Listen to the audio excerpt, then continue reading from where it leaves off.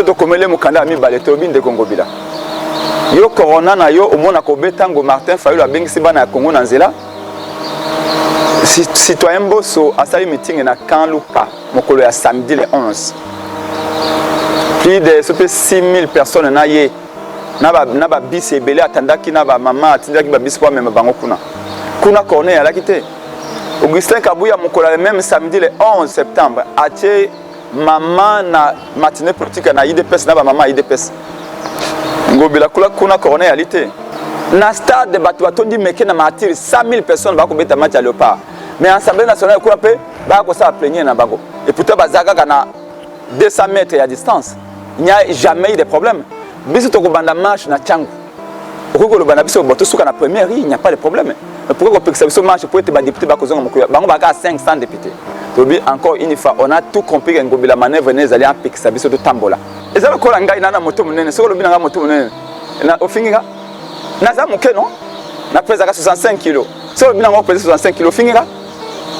olobi ngana za obike langue de Molière ezali riche lingara pesa ka riche lingara pauvreté kende na Équateur otuna de konanga fali aloba Marie Jeanne Bololé tuna ya ko yebisa tobimi boye tolobi na non yo za leader za na biso na messe to kende ko tambola Félix Abangi ba militaire ya IDPS ba biyo za leader obanga po ani basango ya musala bango ko tambola te ba teyi biso to na paroisse esili to ko tambola Félix Aboyi na akimi akoze na mutuka ba combattant IDPS ba boko kende te le leader ndenge zo banga boye.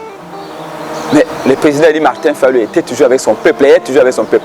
Donc il n'a pas insulté, il a qualifié ce qu'on a dit Bololé, ça y est Bololé, ce qu'on a dit Mayele, on a dit Mayele. Il y a le colan de Kochiro Mote, on a dit na Katanga, alors a fini de Konabiso Katanga Bandoki. Toi a fini de combattre à Poto, alors bien Bango va commenter Taba. Non, qu'on compare Moutunan Tabawan de Mabé.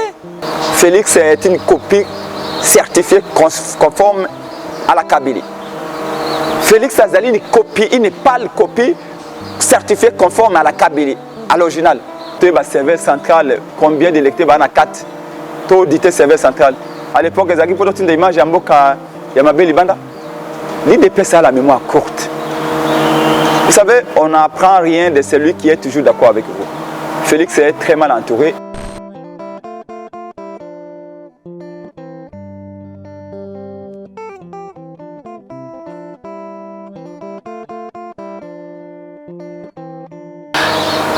Tokutani na bino lisusu bandeko na koyamba na lombango penza papa epenge aye penza salingai exception makasi po mokolo oyo ya marche zaki somo mingi ba retomber nango physique pa na eza somo na kozwa minute moke abetela biso nanu eloko nini elekaki pe to longola nanu ba incompréhension nyonso elekaki makambo nyonso tozo koyoka na internet moto azaki sur place apesa biso nanu compte rendu na ye ndenge elekaki papa epenge sengo mingi ya kozana biso na kozwa tango mingi te papa toyoki makambo ebele elekaki lobi mais motuna liboso ba interdisa qui marche papa bino pe moto makasi ba interdit marche ba yebisi bino le 15 te bo salango le 17 2 jours kaka d'écart bobo ipona Atonyo botondi mama Paulette Kimoto na pesi ombote pe merci pour l'invitation na yo mengo lobi yango nzoto na moi passe moya ko sala ko kabula makansa bande ko réalité mais pour na yo to ko boya te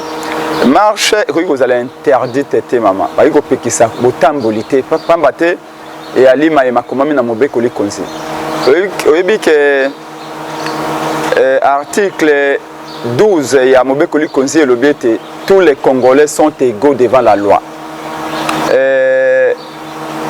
mobeko li konzi pe na article 26 c'est le biete Congolais nyoso oyo alingi kotambola pona kondima likambo to ko boya likambo azali na droit na ye ya kotambola mais yambo atambola na libanda esengeli akomela mokonzi o ali ko kamba esika ya yali soko ali na province okotala moto ali na province gouverneur ya province soko ali na territoire okotala moto ko administrer territoire soko ali na secteur to na chefferie okosala lolenge yiwana to komela ki mesengobila pona kisasa pour marcher ali kaka na kisasa te lakini na toutes les 26 provinces d'ailleurs ba province basali na ba territoire na bango pe to komela ki ngobila pona koloba na ye to kotambola le 15 maman obete le 15 ali date moko très symbolique date ya motuya le 15 septembre ya mbula nyoso ali journée internationale ya démocratie journée oyo Nations Unies et décréta pour le peuple à célébrer démocratie.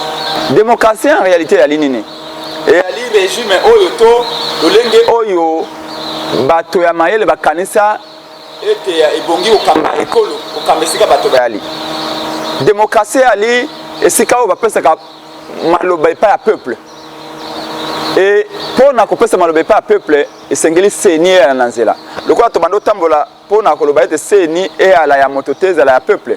Tolobaki to profiter les 15 pour être les 15 ali mokili mobimba mokolo mokili mobimba ko célébrer démocratie, liberté de parole, liberté d'opinion, liberté d'expression.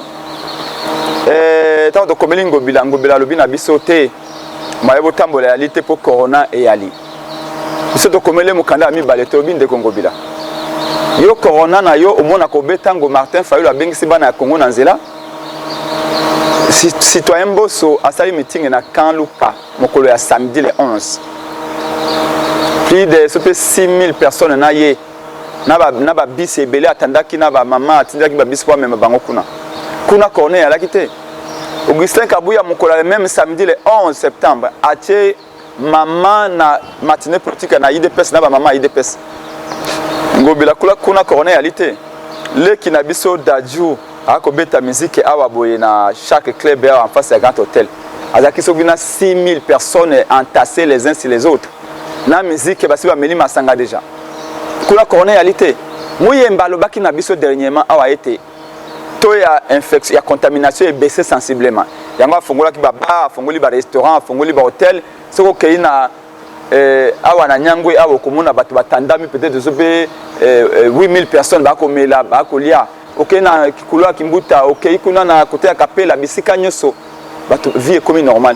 Osikawa kaka mokolo ya marche ya lamuka ndeyo lobete ali corona commune ya Gombe balobi commune une des communes les plus infectées. Mais otiki ba concert mnene salama. Kuna corona ate yango tolobaki na ngobila non wana ezali prétexte politique. Zalo kwa madame bazali balobaki Covid lokotro. Donc corona ya falanga. Sika komi corona moko purement politique. Tolobi non. De toutes les façons to beng saki ba militaire la muka ba tambola dans le respect des gestes barrières ba to banse bala ta masque donc biso de maintenir marche na biso pour les 15 to komi to komi mardi donc mardi ezalaki le 14 ngobila ça si réunion na pourquoi na 18h abengi biso to keikuna alobi na biso bon siko na ndimi marche na bino mais le ko la le 15 ezali rentrée parlementaire bino bo poussa date mususu to bino. Voilà encore, c'est une autre raison politique, motivation politique. Pambate, qui ça c'est à l'île, moko ezali à peu près à 9000, non, un peu plus de 9000 km². C'est-à-dire qu'il y a l'île tout le monde a qu'à Assemblée nationale, bah député bah na 4, mais dans stade de martyrs peu, bah tu vas couper en débo. Est-ce que j'ai naka? J'ai naka te? Dans stade de bah tu vas tondi meke na martyrs 100 000 personnes bah couper ta match à léopard. Mais Assemblée nationale quoi peu, bah quoi ça plaigner na bago. Et pourtant bah zaga kana 200 mètres à distance, il n'y a jamais eu de problème. Biso to banda marche na Tchangu. Pourquoi le banda biso boto suka na première, il n'y a pas de problème. Mais pourquoi que biso marche pour être député ba kozonga mokoya. Bango ba ka 500 députés. Tobi encore une fois, on a tout compris que ngobila manœuvre nes aller en pixa biso to tambola. Dans tous les cas maman, est-ce que vous avez d'abord peut-être encore une date où les Congolais qui nous suivent peuvent retenir une date où nous rappeler une date oyo depuis Félix Azaki non. La Mouka Sali marche naye, sitting naye, même pas la Mouka, même Balucha et d'autres associations pour la démocratie. Oyo mon estime madame, toutes les marches depuis que Félix a été nommé, toutes les marches, il y a la Mouka, il y a l'opposition, il y a le mouvement citoyen ou le mouvement pour la démocratie, ils allaient réprimer dans les sangs et violemment. Papa Epenge, deux faits interdiction réalité toi un régime il y a information il y a autorisation d'ailleurs mutasala so otali même pouvoir constituer originaire comme pouvoir constituer dérivé bango banso basala makambo ya constitution ba yebaka ete ningi to kolobaka pa na biso babantu mbanda andima ka mbanda te yango mona ka balobaka ete soki okomeli mbanda na yo mokanda pongo bilana tshilombo ba mbanda na biso so okomeli mokanda okomeli ba mokanda lobete ngo tambola. Mais au cause de un siècle après de répondre positivement. Yango moni balobaka toki kozela te bango ba autoriser biso mais tu informer bango batinda dans la police avec sécuriser. La police yango déplace to komeli. Lobi to moni ba image moko très dur.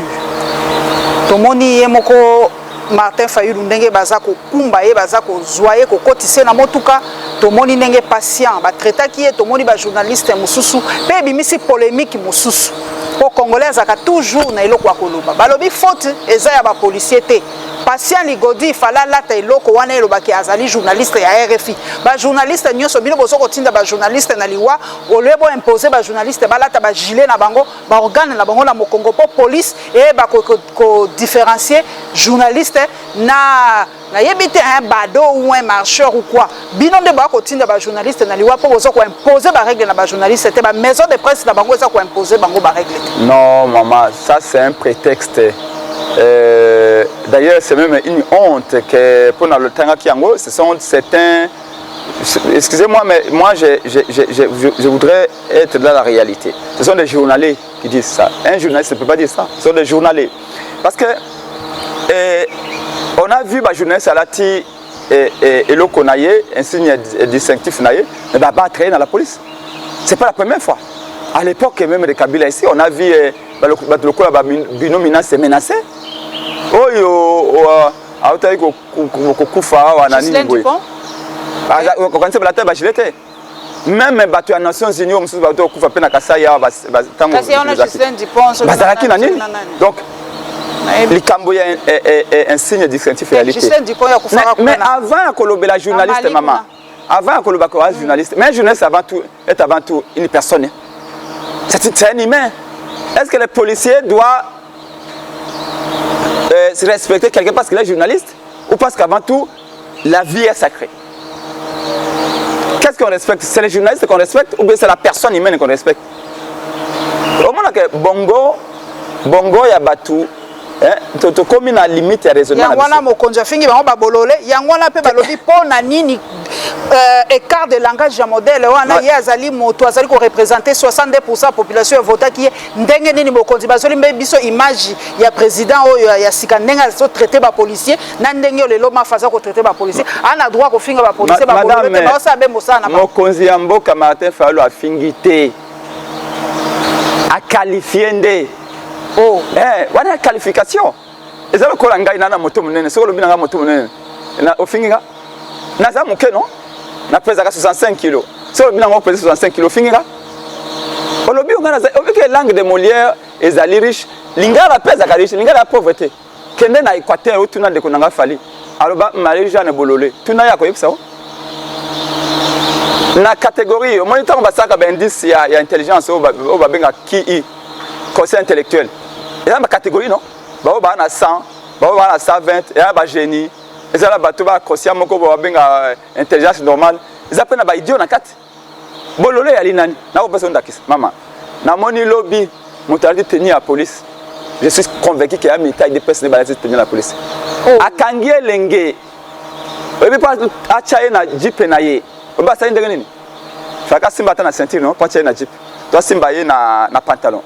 Asimbi mwana mobali na nzoto ya mobali pas tomber na motuka. Mais j'ai marché dans ces pays depuis l'époque ya Mobutu. Même je peux dire même depuis l'époque ya Kabila le père, je n'ai jamais vu ça. On a attrapé les jeunes militants, très probablement étudiants parce que Zaki n'a pas étudiant. Par son sexe pour pas tomber na motuka. Oyo wana ko benga policier. Il faut aller bololé même kizenki. Et bonsoir et le président il y a le ben botia on a générique na bino. Pona Alex, voilà c'est que na mokilo to apena bateau ba bobololé. C'est pas des policiers dans ces pays. J'ai vu je crois un sergent ou un colonel, c'est pas trop. Voilà un homme digne, un policier digne. Aïe à l'obina bango non, bon encercler président. Bon toucher président en autre. C'est un homme d'État, c'est un homme important pour notre pays.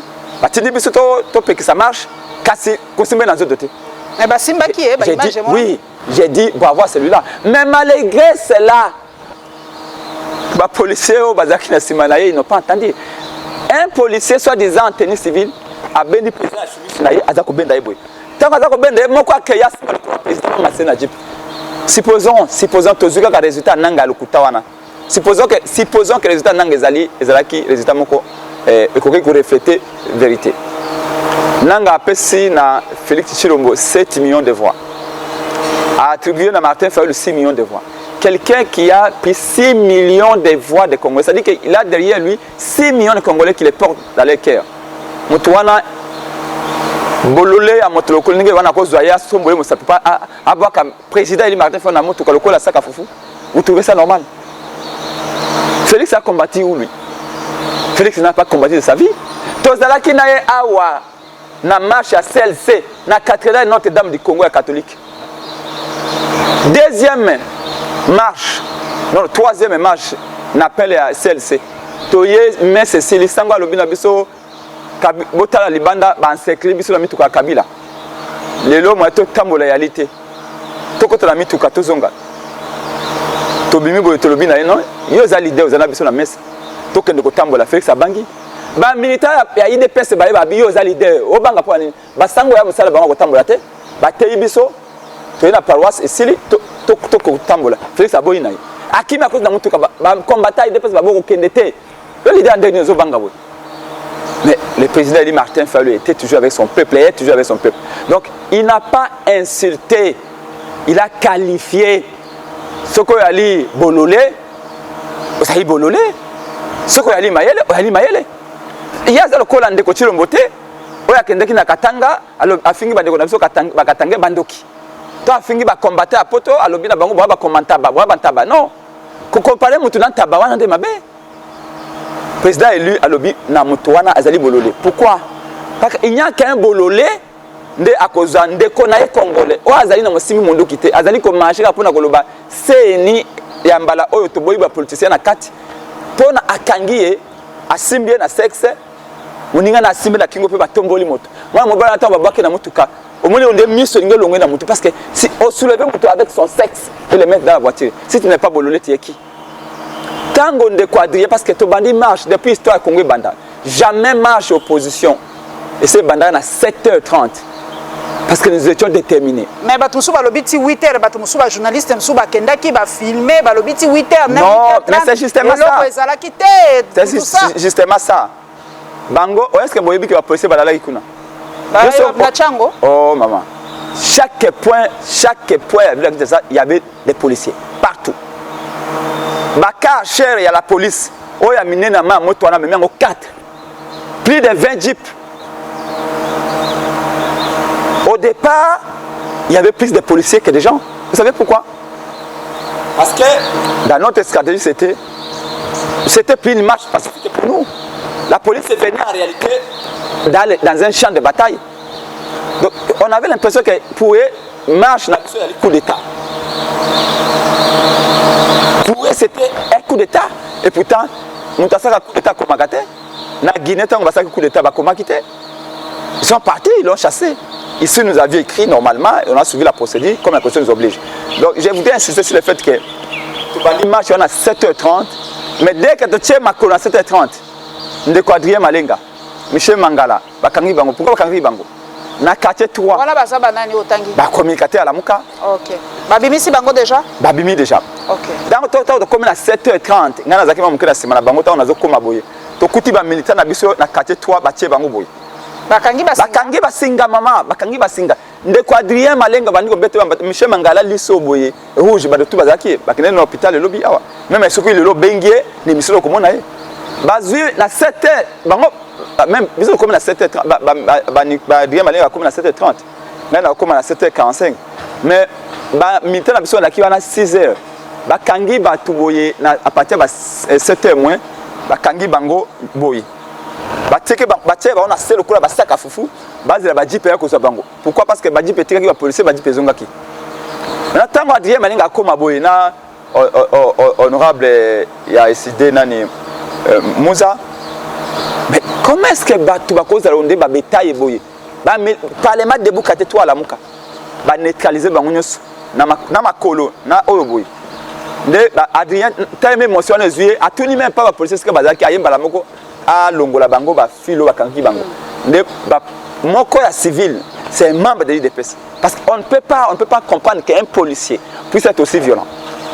Figurez-vous que ce policier a brutalisé Adrien. Non, M. Mangala, non, honorable Moussa, moi je n'étais pas encore là. Mais quand on arrive à Pascal, le même policier va me brutaliser. Soit disant policier, parce qu'il était à tenue civile. Et au moment où il me touche, Azako Bendanga, Quand maintenant mes membres viennent, les militants vont se bousculer, c'est là où les autres policiers disent non, c'est pas un policier. Mais quel policier? La même personne qui a arraché le président Eli. Donc, pour la banque, c'est un qui a fallu Moutakala. Bien sûr. Bien sûr. C'est-à-dire que tout a été. On a eu même des informations que pour nous, moi je suis parti avec 3 kilotes. On a dit que Bango Nyos, il faut que déshabiller Bango. C'était pour nous humilier le peuple avec nous ensemble. Encore le long de téléphone, mais oui, c'est ce qu'ils ont fait. C'est ce qui a été fait. D'après les informations qui a été fait. Parce qu'on va finir par les libérer, mais il faut les déshabiller. Madame Paulette, à toute sincérité, Félix est une copie certifiée conforme à la Kabylie. Félix Azali une copie, il n'est pas une copie certifiée conforme à la Kabylie, à l'original, au kabylisme. Je n'ai jamais vu ça. Je te l'ai dit jusqu'à aujourd'hui, je ne comprends pas. Je cherche à savoir où était notre frère, que j'ai présumé être étudiant, que j'ai supposé plutôt, qu'on a soulevé par son sexe pour le mettre dans la jeep. Peut-être à comme stérile, peut-être à comme je ne sais pas. Bon, on est caméraman à CCTV, non? Pied naïe, na auto monaï awa, une conférence, pied naïe za awa, bombé à Polonais. Vous avez eu Pascal Ngodi. Ni t'étais le président Eli Martin Fayulu. Voilà, c'est des faits, na ba policier déjà bakanga ki koto, ba bloka ki. Le président Eli Martin Fayulu, qui ko boto la Pascal Ngodi na boko policier. Sans intervention physique, et Martin Fayulu, pour na Pascal Ngodi, patient serait mort. Quand son gaza ko ça va mentir, condamné. Et j'ai vu Ngobila, on s'est félicité par les policiers, madame. 0 mort, balobi, 0 mort, 0 blessé, 0 boé, 0 boé. Mais, Bila Yangoana, Bila balobi. T'as la Facebook et après, c'est Pengo Komona. On confirme la présence d'un ministre de l'IDPS ici. Parlement de Bouya, il y a la Mouka, tant de comme on a niveau Parlement de Bouya, la Mouka Pascal. Mbeli Awa. La personne est sortie d'où? On ne sait pas.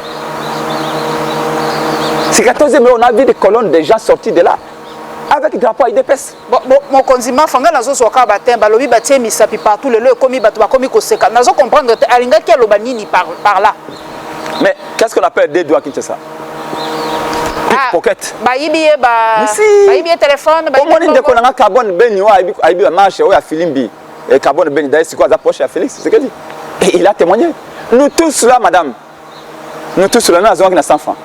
Ngai tango bazwingai babendi ngai batunyo tout bakei tout ça natika nga mokuna j'ai dit faire les pieds moi-même à pied j'ai dit faire la tiangouti na yoko za côté anini batuka comme dans un système de camouflage parce que on a levé les gens hier on a levé pas mal d'étudiants hier et il y a un policier et là j'ai dit Dieu qui me voit Dieu azomonanga azoloba faula yaka na téléphone tout le kandenge nyosa ko za téléphone to ko rater qu'est-ce qu'on fait la première des choses. Les alliés à Koko, c'est ma boque dans la poche. Toutes tes poches, on les met partout. Vas-y, ma boque. Pour faire quoi? Bah, le téléphone tombe bon. Là, niveau. Vas-y, le canambon, on a téléphone et tout. Hier, et là, moi, il m'a dit que je suis matani, avec ma liberté ou comme Pascal, moi, je suis 400 zéla. Batia checkpoint improvisé, la 400 zéla. Fouille corporelle, physique. Même Batabis, c'est ce qui s'abango. Oh, toujours le cas arme. Mais arme, on est Batio, batio. Nous surtout porte-monnaie n'a des armes. Ceux qui va monnaie porte-monnaie batio pembe. C'est ce qu'on fait. On vous met des pieds, des mains, des doigts partout pour chercher quoi? L'argent. Pourquoi batio va doigt partout? Parce que va dire que batio va timber ça qui n'a marche, c'est bon on a gotia on a kilote à 4. Il faut chercher. Il faut chercher partout donc. Il faut la bololé. Congolais, Taliban, il faut la bololé pour l'interprétation de Mabé. Que d'autres ont des connaissances de carbone ben il y a Filimbi. Que d'autres ont ban à lucha bakoye bisayo. Que cette police de Chilombo, de Chilengelou. Oh la police de Chilengelou. Ils sont mal payés. Et entre Bango, les militaires de l'IPS ont été incorporés.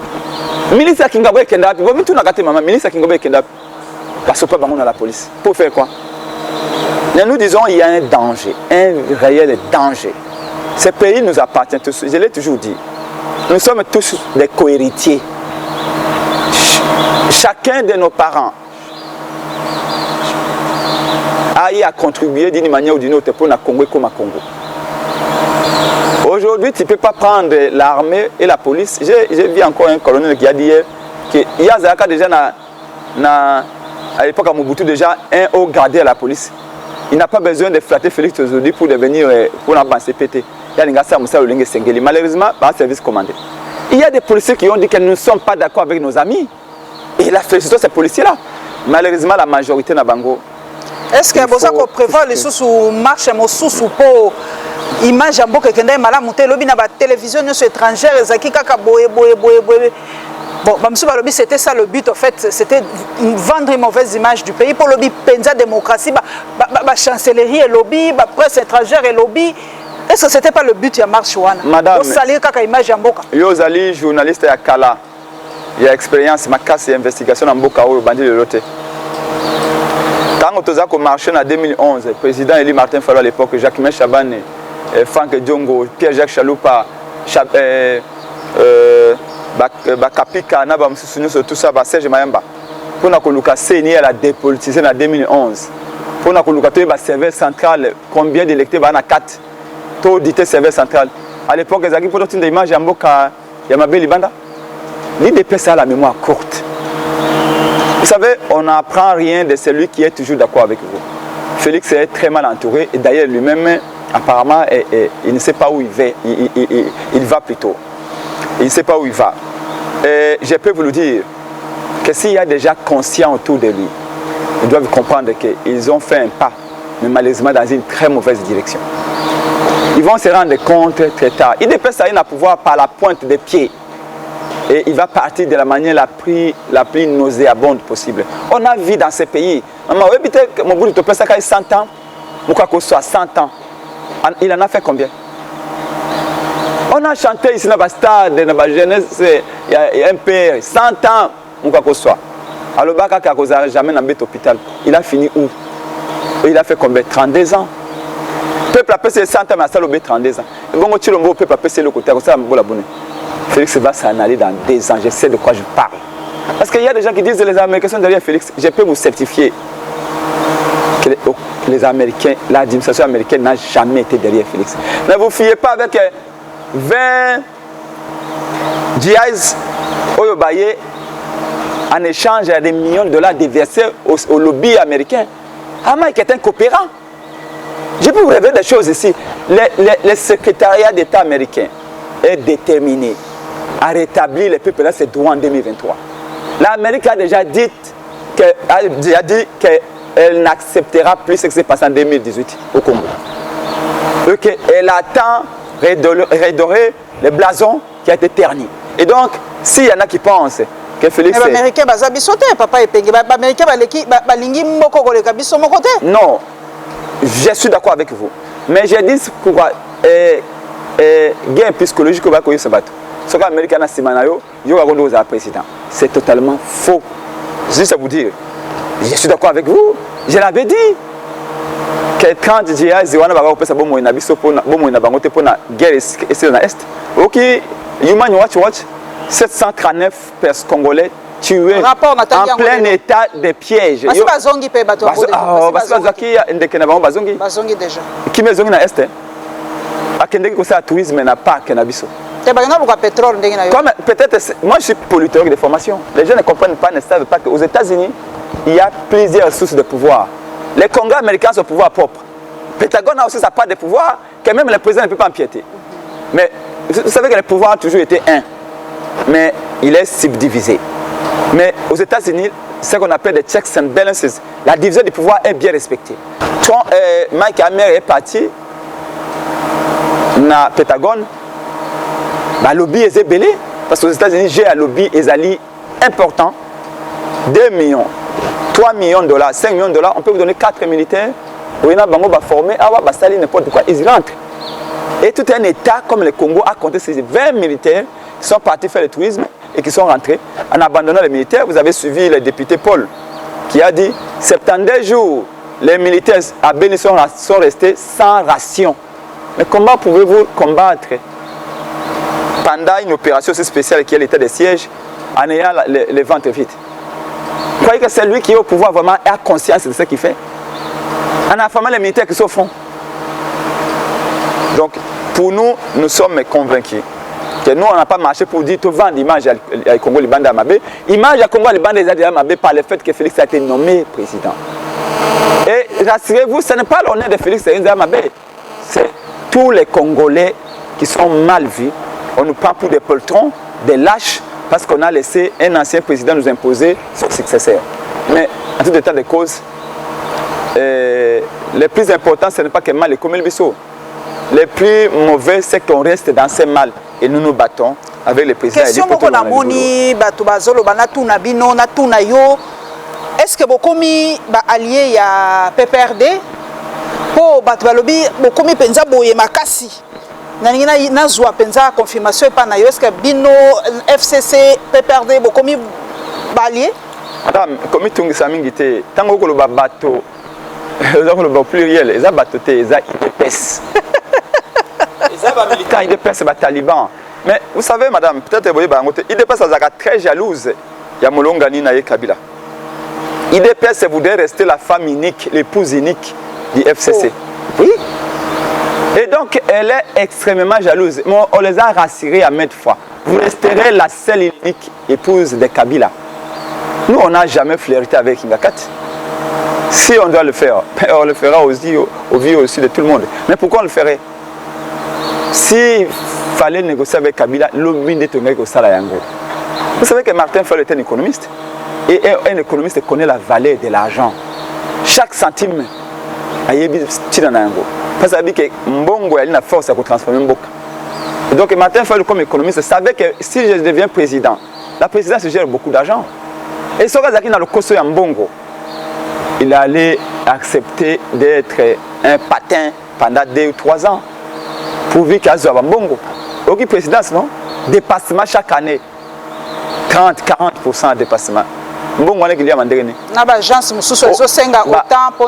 Voilà. Il en a créé des agences. On a pris pour la promotion d'investissement. Il a créé une autre agence parallèle. Toujours pour la même chose. On va bien double emploi. Et l'argent sort. Et entre-temps, il dit, on va réduire le train de vie de l'État. Et tu continues à multiplier les agences.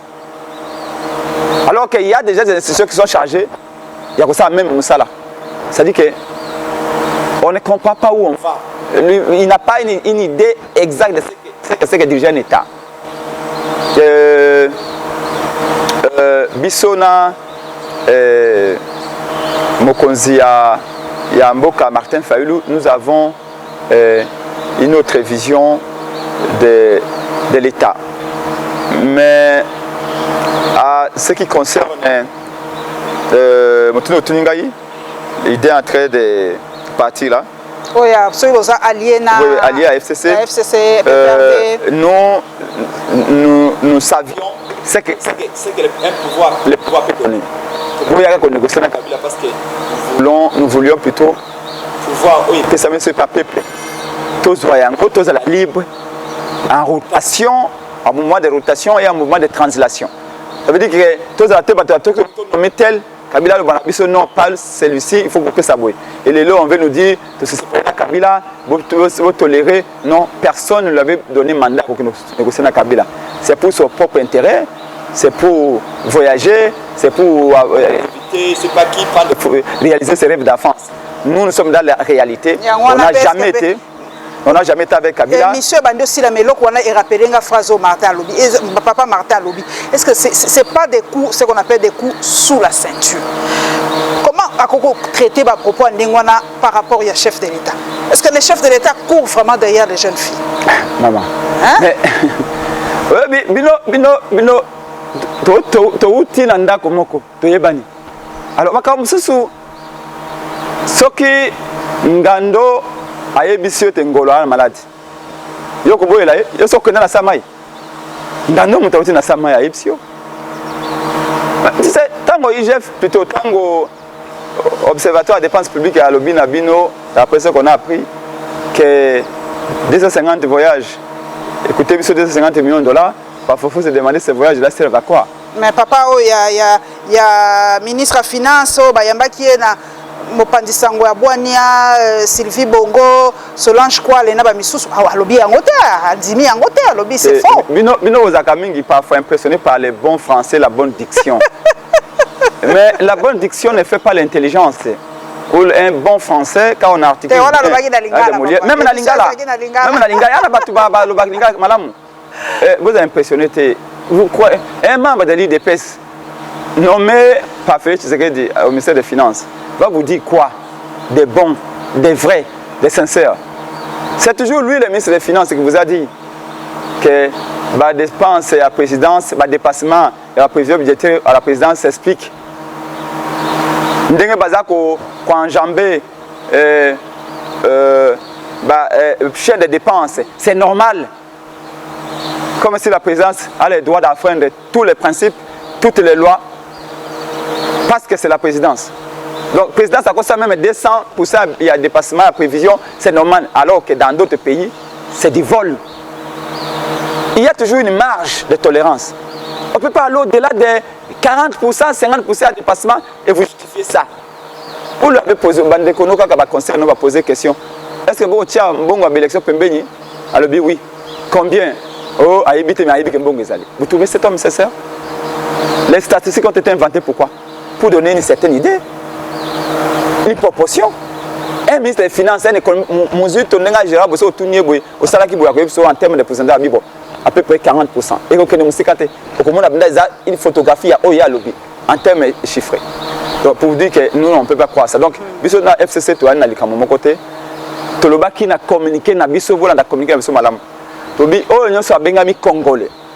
Oh, ya yebete à venir à Congo et à cause à menacer en 2023. Ce qui c'est netikali boye, abimanazela. Ce qui chadar à congolais. Comme De Gaulle disait aux Français, et les Français parlent au français. J'en appelle aux Français à m'écouter, à me suivre, à se joindre à moi. L'appel du 18 juin 1944. À se joindre à moi. Tous ceux qui ont été avec Pétain, il y en a qui ont quitté, qui sont partis. Exactement. De Gaulle pouvait dire que non, toi, Pétain a capitulé, Pétain a signé accord Wananani Balma, et que vous, je ne vous accepte pas. Parce que l'avenir du Congo est menacé demain. Tout celui qui se sent, qui sait, quand on a Makila, le Mumba Nanzotonaye, Makila qui pavita ya Kimbango, il y a Mouzé Kabila, même Etienne Tshisekedi de Moulumba, il y a une marche. C'est qui allait répondre, on répondit. L'objectif aujourd'hui, c'est de dire, tant qu'il y aura des crises électorales répétées, tant qu'il y aura des contestations et les lots de morts, il n'y aura pas rendez-vous avec les développements. Donc, 2023, pour sauver Ango, à partir d'aujourd'hui. Donc, dans Mikolo Mikoya, tu as quitté sur Nanzela, parce que pour Nabiso, Félix, tu as sous tenté. Ce qui veut dire que Félix est temps. Je ne comprends pas comment est-ce que même un battu, parce que dictature Félix a imposé. D'ailleurs, si vous allez bien, l'IDP est en train de prendre sa revanche sur l'histoire. L'IDP est en train de punir les Congolais en disant que ça a 37 ans d'élite. Makila, oh, et Tangana, l'IDP est pas peuple. C'est comme ça l'interprétation. Nous allons, oh, tu koufaka, tu bomayango peuple. L'IDP, ça c'est venger sur le peuple. Et donc, notre peuple mérite mieux. Voilà pourquoi. Combat n'a besoin d'aller pacifique, madame. Tu as mérité traitement, oh, tu as qui l'obité. Et Bamindele, oh, Babandeko, Tchabadoute, et tout ça, ils ont vu. Violence policière face à un peuple où Azali menu. Natondio Botondi, na kanisi na mikolo mikoya to la molai bango nyoso immense violence tout aussi bien mais to féliciter Banaksa Banso Bana Congo Banso pour courage on a moni wana face à une armée. Il faut Olanda qui Jean-Claude Katende Yazado Lolenge a condamné la Lubumbashi. Ce sont des gars de la République même ici awa. Awa na ça ezali na ba militaires qui se sont rejoints plutôt que se sont joints à l'armée plutôt à la police pour réprimer. Mais le plus inquiétant c'est que même les militaires de l'IDPS, les Wewa de l'IDPS étaient en train de traquer les gens, les arrêter et appeler la police et venir les attraper. Et ça c'est très condamnable. Merci Papa Epenge, merci mingi loko pesi biso mwata okende kopema tokokuta na mbala sima tozo lisusu rapport ya ba prochaine marche pondenge bino moko boyoki alobi esili na noté ba ko continuer kaka. Donc convié na point de presse ya lobi. On a boyo ko yeba basango nyoso ba bilan complet ya Maïmas basala mkilo. Tokomona na mbala sima bandeko botikala na boboto.